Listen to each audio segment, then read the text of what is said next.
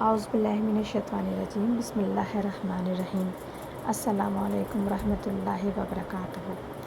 آج ہم سورہ عصر کا تفسیر، ترجمہ اور حالات بیان کرتے ہیں۔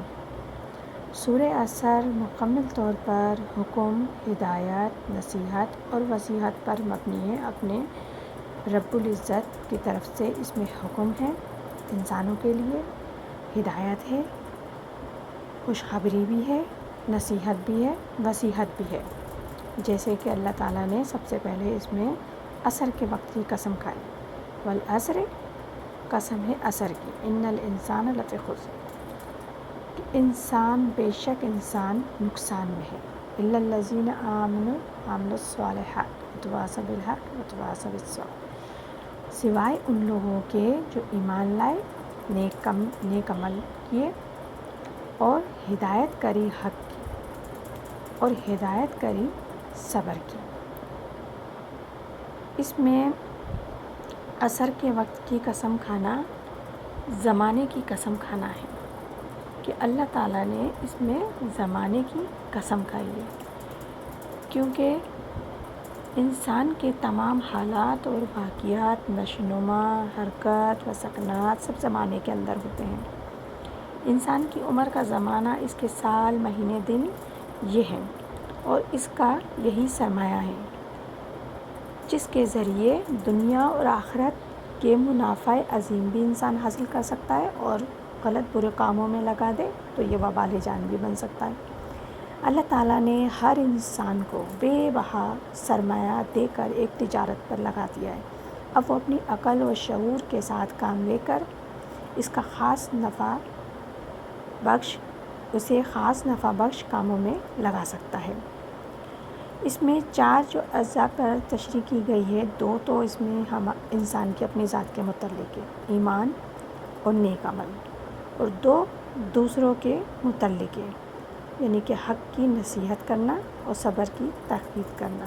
کسی شخص کو تاکید کے ساتھ مؤثر انداز میں نصیحت کرنے اور نیک کام کی ہدایت کرنے کا نام وصیحت ہے۔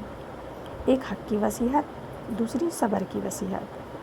نیکی کی دعوت دینا اور برے کاموں سے روکنے کا حکم عائد ہوتا ہے، اور صبر کے حقیقی معنی اپنے نفس کو روکنا اور پابند کرنا ہے۔ سورہ عصر نے مسلمانوں کو بڑی ہدایت دی ہے۔ ان کا صرف اپنے اعمال کو قرآن و سنت کے مطابق ڈھالنا ہی نہیں ہے، کافی نہیں ہوگا، بلکہ دوسرے مسلمانوں کو بھی ایمان اور نیک کام کی طرف دعوت دینے سے ہی ان کو نجات ممکن ہے۔ خصوصاً اپنے اہل و عیال، عزیز و اقارب سے غفلت نہ برتیں اور نجات کا راستہ بند نہ کریں۔ ان سے غفلت برت کے آپ اپنی نجات کا راستہ بند کر دیں گے۔ بہت سے لوگ سوچتے ہیں کہ ہم خود نیک عمل کر رہے ہیں، لیکن وہ سب ضائع ہو جائیں گے۔ خود نیک عمل چاہے وہ کتنے ہی کریں، جب تک کہ ہم دوسروں کو اس چیز کی دعوت نہیں دیں گے تو وہ ہمارے ضائع ہو جائیں گے۔ ہر مسلمان اپنی اپنی بساط کے مطابق، استطاعت کے مطابق نیکی کی دعوت دے اور برے کام سے روکنے کے عمل کو جاری رکھے۔ یہی مقصد سورہ عصر کے نزول کا ہے، اور اللہ تعالیٰ ہم سب کو اس آیت پر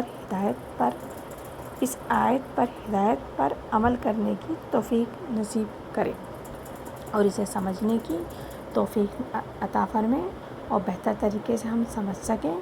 ہم سب کو قرآن سمجھنے کی اور سمجھانے کی توفیق عطا فرمائے، آمین، جزاک اللہ۔